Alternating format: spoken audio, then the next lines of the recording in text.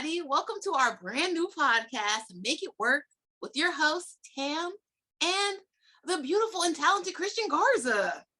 Hello. Very fashionable also. Yes, So, thank you. today we are going to discuss a topic that Christian brought to my attention. I had no idea this was a thing. Barbiecore. Well, the only reason we're discussing it is because I'm already so tired of it. Because we're like a year out from the actual movie coming out, and whoever is in charge of marketing is doing a great job, but it's like already getting annoying.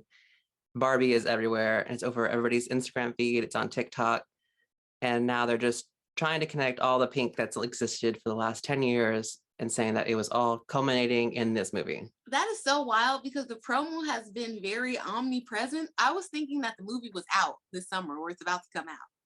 Oh yeah, it's not until next year. That is wild. Also, but it's everywhere. Everywhere. I love Ryan Gosling, so I'm not going to shade him, but I don't know if he is the ideal Ken. I agree. Because, Ryan Gosling has that like alternative white boy energy. Like he plays killers in movies and like motorcycle racers and stuff like that. That's not really a clean cut Ken, like workout body. And I feel like he's doing the rounds for another movie that he's coming out with. And even at that, everybody's talking about the Barbie movie and about him being Ken. Eva Mendes was doing an interview, and of course, she's talking about her husband and being Ken. So it's very annoying. But anyway, Barbiecore. Barbiecore, like you said, is just everything pink, everything to me like 80s look. Yes. Like 80s. And of course, now there's think pieces on it and just like people reclaiming pink and saying, relating that to like feminism and people owning the color instead of, pink is for girls or blue is for boys. But instead, they're just trying to make pink a bigger thing, like a big, huge meaning. Okay, because like Barbie pink is a thing. Yes. And just a short while ago, we had the rise of millennial pink. That they were pushed, like with Paris Hilton and the Juicy Couture tracksuit look and all that. So are we all just chopping that into the bowl of Barbie now? Or is the internet trying to do that? Well, I think we're going with that hot pink. So I would attribute its resurgence to the new hot Schiaparelli. Oh, I don't you think? That. Yeah. It's gotten so hot lately. Every celebrity is wearing something on some red carpet from Schiaparelli. And that hot pink was like a signature of hers. That magenta Marilyn Monroe. And then more recently, we have the whole collection, the Valentino that came out. Everything was pink. And of course, those super high platform heels are everywhere. Shoes, I love them. Oh my gosh, I want some. They're so cute. I think Steve Madden has like a dupe of them. Yes, they do. They've emailed me. But those shoes, to me, when I first saw them, I was like, oh, these are Barbie shoes. I think I saw them on Anne Hathaway at the runway show. And then Versace has some too that came out a season or two ago that are like that. Oh yeah, it was Versace who first did it. Yeah, and then Valentino stole it and kind of made it better, I'm not gonna lie, with the point. Yeah, because now I totally associate it with Valentino. Versace, you got your lunch stolen. Anyways, Barbie, who is the actress playing Barbie? I forgot her name. Margot Robbie? Yes. Okay, there we go. Margot Robbie has also been pretty much everywhere. She is the white girl in charge right now. At a time, it was Anne Hathaway. At a time, it was like Jennifer Aniston, but she's it right now. Yeah. Every movie, everything, they want Margot Robbie in. But I heard that initially it was going to be Amy Schumer. What? Yeah. That's unusual. That was the whole thing about it. And when I heard that, I was like, okay, like it was weird, but I got it because I have been on the receiving end of Barbie's like campaign to be more inclusive and campaign to be just not traditional blonde, skinny girl. Yeah. So I thought, oh, they were trying to push that forward with the live action thing of like, yeah, Barbie and maybe Amy Schumer's in awkward situations and she's going to get her Ken but then they just went the traditional route. So is it like, in your opinion, do you think they're kind of undoing or backtracking a little bit on their everybody could be diversifying? A Barbie? Yeah, the safest, especially like for marketing. It's like to keep it cohesive with what we think of as Barbie. There's blonde, skinny, fit. Like European attractive. And to go outside of that with like their alternative Barbies, it would be Yeah, maybe Amy Schumer's gonna come up and she's gonna be like Skipper. that's funny. I played with Barbies and they always played Skipper to the left. Like she didn't have a I real always story. played with Barbies, and I always played with Skipper because she was so relatable. Because she was short and squatty. What short and squatty? She had an athletic build. She had an athletic build. Yes. She was thick. Yeah. But yeah, I For a think Barbie. that like for a Barbie, like what you were saying, it Yes. wouldn't be impossible, but it would take way more money, way more pushing. It wouldn't be as easy to go with the alternative Barbie. Like, oh, we're just putting out a live version of the Barbie that y'all all know and love from our inception. Because my first thought was, I've never really had a white Barbie. Oh, really? Yes, my grandma is very, very pro-black, and she saw some type of experiment. Maybe we can crop a picture of it in. Of Oh my like, gosh, the doll project. yes, she saw that, and Yes. that stayed with her, and she was not with it. When she started to have daughters and granddaughters, she was like, ah, ah, ah, ah. You would That's get a so black good. doll, and you would reinforce you were even at birthday parties. I have a multicultural family. People would bring me other shades of dolls, and they would be like, so they're gonna go to your cousins that look like that, not you. Happy birthday, girl. So when I saw this new stuff with Barbie, I was like, oh, okay, is the sequel gonna be a black girl? Well, I should. I wonder how they would do that. Like, how would they rename it? Maybe they could be like a multiverse. It could be like Spider-Man. Be like, in this multiverse, she's black. Yes, because there are a series of Barbie cartoons, and Do they call it the Black Barbie Barbie? yeah, she's just Barbie. Oh, so it's not like Skipper has a different name. They didn't give her like Keisha, Barbisha. That would be so bad. Barbie. They didn't give her her own identity. She's just Barbie in chocolate. Chocolate flavor. Yes, but in the documentary Tiny Shoulders Rethinking Barbie on Hulu, watch that if y'all have not watched it. They were talking about how, to me, it was just they were just hopping on that wave of us being proud to be black at the time, and it was like African American Barbie. Look at what we have for you. So maybe that's her name, secretly, is just African American Barbie. Do you remember when they had the 50 years of Barbie, or maybe 60 celebration we were going to fit them? Vaguely. I just remember a museum exhibit being there. Yes, it was a big old deal. They had the Fit Museum shut down, and hot pink and Barbie from all the eras, and they had them in little glass boxes and everything. And it was interesting how even everything changed about Barbie, but the colors until the last minute. Like they like body. makeup, Yeah. body. She didn't have pointy boobs anymore. Oh yes. But you guys refused to give us like an Asian Barbie, a Latino Barbie, a Black Barbie until the final hour. Trash. And then now, after you guys started to do that, to me as a kid, it started to get corny. Because again, here I am, the girl that only got black Barbies. Oh, now you have like a Barbie that's more my actual color, but you're calling her Latino. And now you got Asian, and then you're putting these other cultural Barbies out, and you're putting them in like cultural dress, which always gives slight racism, in my opinion.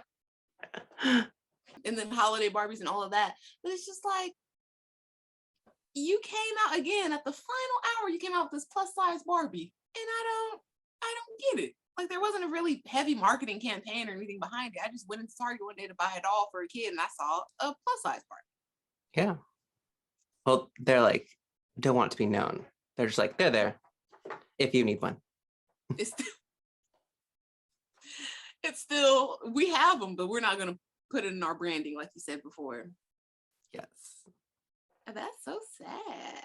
So with this whole Barbie movie, Margot Robbie, Ryan Gosling, it looks like it's set in California, because people got the behind the scenes of them like out skating at Venice Beach and different stuff. Do you think that is stereotypical as well? That like Barbie lives in this perfect world, and that I thought she was supposed to live in Malibu. That's like, right? Because because they had like a special one, right? Malibu Barbie. Yeah, I was gonna say Barbie is everywhere. Barbie is a dentist. She's a ballet dancer. She's a mom. She's an astronaut. They could put Barbie anywhere. She's a sex worker. She is a sex worker.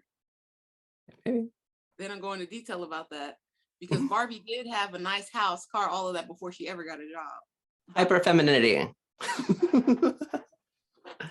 You said what about femininity? Hyper femininity. So attached to the Barbiecore is hyper femininity, of course, because that's what Barbie stands for. So I don't feel like the Barbiecore trend is towards, well, I guess it would fit probably what the Kardashians and the skin tight latex, like hot pink. We'll insert some pictures. But I think they did it. And then also, what's her name? Machine Gun Kelly's Megan Fox. Yes. She does a great job of looking good. I have no clue what she does for her job, but again, yeah. Sex work. I think with the hot pink, especially in today's day and age, it's more gender fluid. Like some of that stuff that was in the Valentino collection, you know, like they were different genders walking walking the runway. And the hottest boy we saw when we were in New York, watch our vlogs. He had on that hot pink jacket. I still want that jacket. And it's hot in Texas in the summer. See, now that is a Ken. He was a Ken. No, he was. Tall, white man, athletic build, chiseled face, perfect doll-like face. Beautiful. He definitely looked like he was going to hate crime me. Without a doubt. He looked great. He looked fantastic. So with the gender thing, right? Barbie came out in a time when we did not discuss gender fluidity and sexuality and all that very openly. And some Republicans don't still. Sad. What about like this whole push with the Barbiecore and all of that? Does it exclude our LGBTQIA friends and family? I feel like it's because it's so childlike or it's associated with kids. They're going to avoid it altogether. I feel like that's what's going to happen. But for example, when I was a kid, many of my boy cousins, you know, may or may not later have come out. They were playing with dolls and they were getting judged. Oh, poor things. They're probably traumatized and that's why they refuse to come out. You're not wrong. But like, okay, Barbie movie coming out in this time. Like, we're not going to discuss it at all. Barbie's not going to have a gay homeboy because if she was a real person, she definitely would. Definitely. You know, I don't get how that can be like boxed out, given this, like you said, hyper femininity, super pink, more is more aesthetic. How can we do that without the gays? And also, everybody, they're toting the movie as like, they're toting this movie as a big, you know, because it's directed by Greta Gerwig, that it's supposed to be, you know, pretty modern, just like a less straightforward version of Barbie. But I only know one movie that she's made. Do you know anything by her? Greta Gerwig? Let me see, because I hear her name so much, but I don't know if it is just in regards to Barbie. Right. That's all I know her from. Well, I know that Frances Ha or whatever. I've seen that once. I think it was because I was bored and there was nothing better on Netflix. Okay, but Frances Ha, saw it, not memorable. Exactly. Lady Bird. I'm sure it was great. On the Fence. Little Women. I've seen all of the iterations of Little Women, and like, I don't know if we needed another one or if the money was just laying around. Oh yeah, I feel like that was good. She directed that. I liked it because I like Emma Watson. Emma Watson. Oh yes, she was in that. I don't know. Yeah, but I'm not gonna sit here and act like, you know, Greta Gerwig is the next. Who is Sofia Coppola? Oh yeah. Oh, that would have been interesting to have her do it, like artsy. She would have killed Miss Barbie. Do you guys forget what she did with Marie Antoinette and the backlash she took for making that modern? You know, in the ways that she could. But it was iconic. Yeah, it's totally in context. But like, people ate her up for putting Chuck Taylors in the scene where they were like scanning across her shoes. And I love that. But even like how she used all the 80s music, it all fit, you know, within its own like concept. Yes. I thought it was great. And she would have been the superb pick for Barbie, but maybe she's too busy or maybe she's too expensive. I don't know. No shade to Greta. I I have seen though, and maybe it was all in preparation for this movie, or maybe it's just coincidence. There has been a push for Barbie in the fast fashion lane. So Okay. Barbie just a few months ago had a whole collection in Forever 21. They also had African American Barbie. There wasn't a lot, but they had a couple. Like if you got there first, you got there early, you get your Black Barbie T-shirt. Um, the like more so, I don't know what you would call like a Hot Topic in a Spencer. Those type of stores always have like a Barbie section, Barbie stuff. Yeah, so I am wondering how, because you're saying it's so far out a year. I really thought it was here now.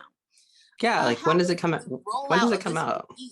Because remember when we were kids, like when movies come out, McDonald's has the campaign and they're giving out toys, theme. And Yes. is Barbie going to become even more omnipresent like that when it actually gets closer? Oh, for sure. Mm-mm. I just looked it up. July 21st, 2023. So we have a whole other year of hearing about her. That is crazy, and we've been hearing about it the whole summer. Yeah, because that one still came out with her like being all goofy in that car. And since then, they've never looked back. Now we can't hear anything without her. I think that they're spending a lot of money on this. Of course, we won't know until it's fully wrapped and ready to come out. That like, oh, we spent $50 million on this Barbie movie. That has to be why they're promoting it so much. Like it cannot fail. Yeah, they have to get their money back. I feel like I don't think there's like an A-list artist, like a celebrity anymore. Like that doesn't really exist. But I feel like Ryan Gosling and Margot Robbie are not like super expensive, to put it nicely. I agree with that because Ryan Yeah. Gosling has been off the scene since him and Eva Mendes did Place Beyond the Pines or whatever, and they started having babies and stuff. He has not been out on the forefront Oh like he yeah. was previously. Yeah. And Margot Robbie, I don't. She's just taking all the jobs that she could get. She's over here. She's playing a superhero. She's playing this. She's playing that. Tanya Harding. Yeah. Yeah, she's available. Yes. She's very What productive. what other girl would you have placed in the Barbie role if not Margot Robbie? Who's A-list? Can it be just anybody? Yes, and I kind of also would want it to be somebody kind of young. Yes. Like that would be more fun, like a Sydney Sweeney. Oh, I was thinking, well, if I was going to cast it, obviously it would have to be, I don't know, somebody of color, but also she'd probably have to be light skinned because, we still have to get the white people to go in there and watch it. And Mm-hmm. then I feel like it's cliche, but Zendaya, yeah. Yeah, that was my first. And I don't want to, you know what, this is our podcast, so I'm going to be honest with you guys. First episode, let's be real. I feel like in Zendaya, very similar to a lot of us out here, she is the acceptable Black girl because she's Yeah. mixed and she skews, racially ambiguous. You can look at Zendaya, and if you are not from America, you would not assume that she's Black or that she's this or that she's that. It's just, oh, she's a really pretty girl, like a Meghan Markle type of figure. Yes. And she could have played Barbie. We've all seen Zendaya blonde before in a photo shoot. And she could have, handled it. And she's of an age where it still would have been fun. Mhm. Because I feel like Margot Robbie is kind of grown. Oh, she is. I wonder how old she is. Let me look that up.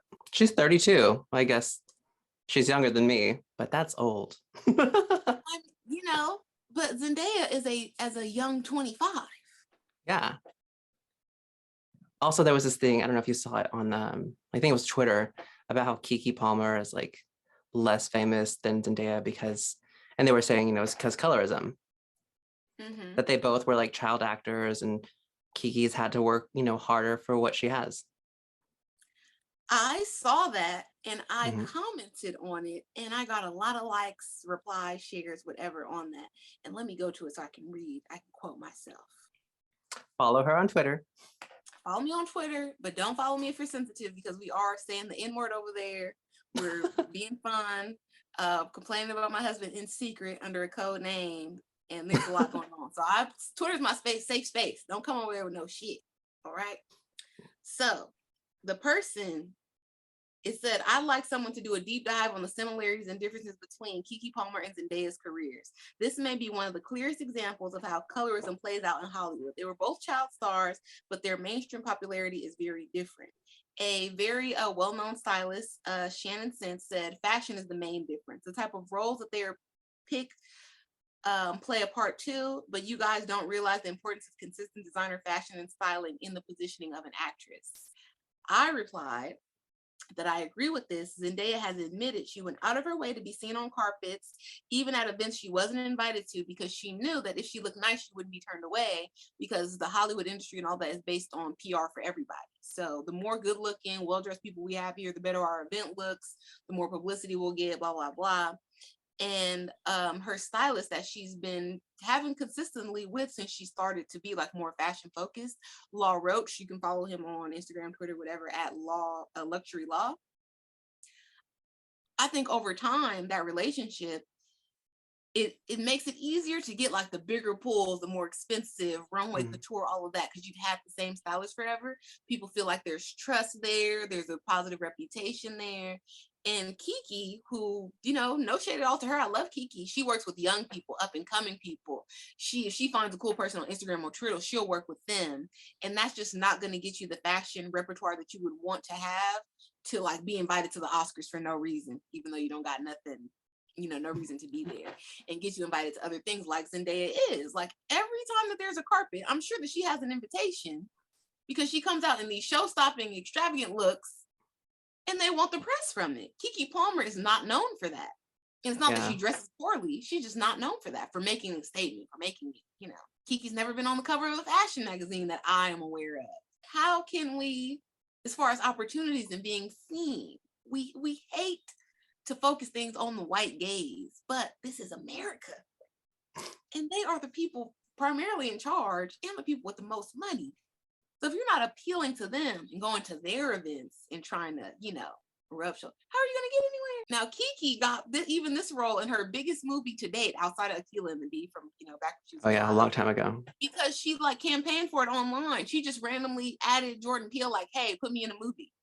Really? Yes. And he's a Black man. Yeah. You know, he got his own rise to fame through being on Key and Peele and doing all the groundwork. I guess people would call that paying your dues. And then he had the breakout hit with Get Out. That was the first big movie he got to make. So people are pouring the budgets into him because they can see what he can do. Didn't he also do Antebellum? Yes, he did Antebellum. That was good.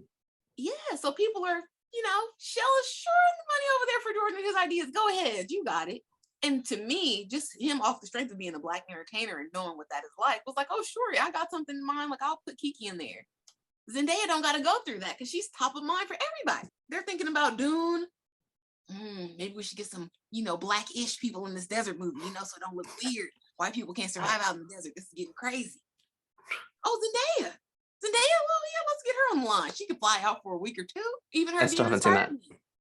People went buck wild when they thought Donald Glover, Childish Gambino, was going to be Spider-Man. Spider-Man's not Black. You can't do it. No. They went crazy. Wasn't he? Was he? No. In the multiverse, right? No? Huh? I don't think so. I remember hearing only the scandal. I didn't hear that he didn't do it. I also haven't seen any of these new Spider-Mans. He doesn't do it. We get Tom Holland over there. Oh, yes. Zendaya, Okay. and I didn't hear no backlash about Zendaya being Mary Jane. Not nothing. I didn't see no Twitter campaign, no Instagram poll. Can Mary Jane be light skinned? Can she be brown? Because, you know, now they're like relationship goals. That's true. For all of us. Keke Palmer has not really had a public celebrity relationship. She's had relationships that she's put in the public, but with non-famous people. Oh, isn't she bisexual or fluid or? She might be, you know. Everybody is on the weekends with enough drinks. Yeah. But yeah, she's never had that either. And I think that puts people in a different category as well. Like the whole. That's so weird that like you could be, you know, associated with somebody and then both y'all together can just like rise because of, you know, dating. People, and I don't know if it works in every country, but I've seen it. I feel like my whole life from the 90s, I still remember like couples, you know, I'm seeing Ben and J-Lo get back together has been the highlight of my summer. Yes, it gives me hope. Yes. Hope for love once again. People love a couple in America and they love to watch a relationship. And even like if y'all are going to get married and have kids, it's like people invest into that. Like I don't know what it is. They feel attached to it in some way. And it will propel you. Like look at Cardi B and Offset. Their rise. He was not the most famous Migo at the beginning of this relationship. He is now. Well, I guess it didn't work for Nicki Minaj. Again, she decided to marry a non-famous person. Yeah. When she was dating Meek Mill, you know, whether it was, I don't know, great or not, everything was ticking up like, oh, she's, I think for rappers too, it works different because it makes them seem more soft, more womanly or appropriate woman to society. Because when you're rapping about like pussy popping and, you know, niggas buying you stuff with money and all that, people are like, oh no, she's mean. That's a little bit harsh. That's abrasive for a woman. But then you Yes. show that, oh, I'm in love in real life, and oh, look at my baby. Like, Like, oh, oh, he's sweet. that's so nice. She's a real. We got off the topic of Barbie, Yeah, we did. but it's fine. We're talking about the fashion That's fine situation. because this podcast is going to be about fashion. It's going to be about pop culture. It's going to be about random things we rant about. Yes, Yes. you guys are just going to be our third friend because there's the two of us in this group, and then you guys get to be the extra person. Yes. Hope you don't mind us crying. At least me. So if we're talking, rambling, doing anything on this show, and you want to add your 2 cents and your 3 cents, just leave a comment. Even suggest topics you want to hear us talk about next time. We'll do that. But you have to comment. You got to like the videos. You have to support because, yeah, how else will we know? Okay, back to Barbiecore. We'll see how far we get without being super annoyed. Hopefully everybody will be done about hearing about Barbie by next July. I kind of hope it tanks just so it'll teach everybody in Hollywood that we don't need to be inundated with their marketing all the time. Also, I guess with how they're marketing everything, we could have also talked about how, you know, artists, like recording artists, can't release their material because record companies need things to go viral in order for them to feel like they're going to recoup their money. So all the industries are the same. Everybody just wants their money. Yes. And we're just the guinea pigs here to watch all the marketing antics. It's kind of crazy, right? To think that even this whole Barbie thing, it should be aimed at kids, but they're going after like our demographic, the older millennials and millennials in general, to like, because we're going to spend the money. And it's like, oh, we got to be everywhere. We want to be on TikTok. We want to be here. We want to be there. We want to have environmental marketing too. There are probably going to be Barbie events that we can go to. Like I'm for sure going to get a flyer, a party invite with like some Barbie drinks or some hot pink party. And it's just, capitalism is very insidious in that way, right? We're going to have Barbie cereal, Barbie Oreo cookies. Oh yeah, it has to be omnipresent. You have to make the money. I don't know what like the metrics are as far as recoupment, right? For these big companies, you go, oh, okay, if we spent 20 million on the movie, you want to make back 40, double up like a drug dealer. Do we want to? I'm sure it's way more than that. They're worse than drug dealers. They have way stricter rules. Well, because I guess, most of these like Marvel movies, they're what, like 100, 200 million, right? Like budget. And they're always like, they at least made a 500, right? That first weekend or whatever. That's usually like the goal. They're getting their money. Yeah. But with the Barbie thing, it's like, I think maybe that's why they're stressed out and they're doing so much marketing, because the Marvel and like Fast and the Furious type stuff, it sells itself. People are going because they want to see stuff blowing up. Yeah. They like Thor. They like this and that character. The storyline don't even got to be good. I'm just going to support my team, Captain America, the Hulk, whatever. With Barbie, you got to kind of drill deep to get those people to even come out, because they're going to be like more on the fringes of, what people do. I'm sure the Kardashians will have a Barbie press box that they get, that they show us on social media. Oh, definitely. Or Barbie movie night, because they have all those daughters. So it's going to be, oh, we got a special screening of Barbie. And that's going to be on people's social media too, just in a different way, in a less packaged, but still, marketing this to you. And that's what they want us to think. It's like, it's authentic, but really they're just paying for everybody. It's not. And that was your point about this whole episode, is how they're going out of their way to make it seem like society and people and everybody is just hopping on this Barbiecore wave, when that's really not true, and all of it's being manufactured. Yeah, it's just being enforced upon us. And I'm tired of seeing it on my Instagram feed. I don't really spend a lot of time on Instagram because it's so like the home shopping network now. I really get a bunch of ads and stuff. So I'm on TikTok, but I do see a ton of stuff on TikTok. Like, that's why I thought the movie was coming out or already, well, guys, maybe, we probably talk too bad, so we won't get an invite to the premiere, but we'll review the red carpet. Yes, from the The comfort of pink our carpet, home. I'm sure. Okay, I guess you already surmised what we're about. So fashion, pop culture. Don't forget to like and subscribe. Follow us on all the social medias. I'm sure they'll be linked and everywhere. And then leave us a review on all the podcast places so we can get discovered. Yes, let us be in the high ranking. Don't have us down there with the tech bros and the weirdo people, murder mystery people. Get us up. We can be seen. We're cute. Yes, because I'm tired of being poor and it's in Texas and I'm just like sweating. And I can't be poor in This is not a California. J-Lo glow. This Yeah, is there's already Texas too heat. many homeless. There's no more space on the sidewalk for me. So Okay, I'm signing off. bye guys. Thank you for watching.